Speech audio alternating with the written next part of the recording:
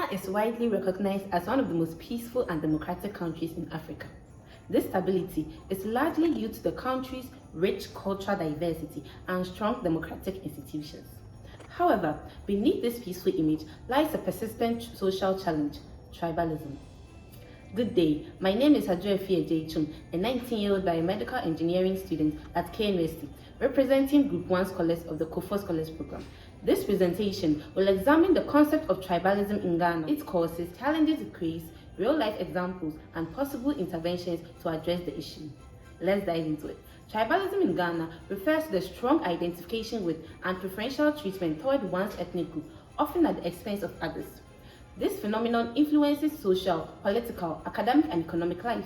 Although Ghana is widely known for its peace and relative stability, tribalism continues to exist beneath the surface and occasionally manifests in ways that threaten national cohesion and development. One major cause of tribalism in Ghana is the country's colonial history.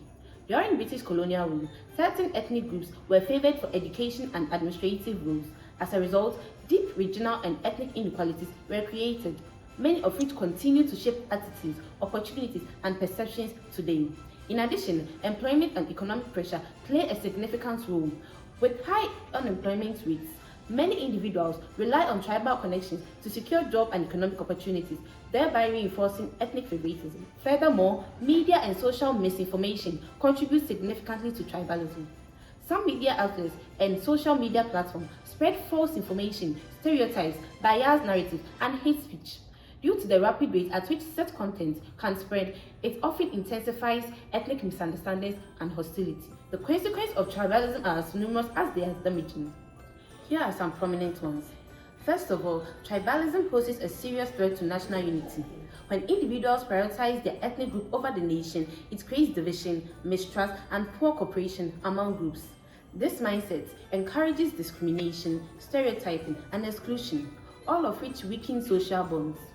It also contributes to political instability, as political support and decisions are sometimes based on ethnic loyalty rather than national interest.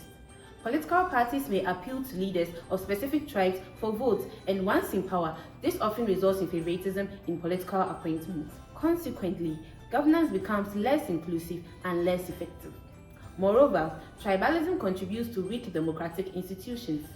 When ethnic loyalty influences decisions instead of fairness, merit, and the rule of law, accountability is undermined. Leaders may protect ethnic supporters rather than uphold justice and transparency. In the educational sector, tribalism affects admissions, leadership roles, group work, and teacher-student relationships.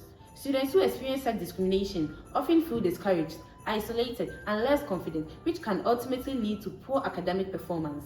Real-life conflicts further illustrate the effects of tribalism in Ghana. One such example is the Kokumba-Nanumba conflict, also known as the Guinea Fowl War, which occurred in 1994 in the northern region.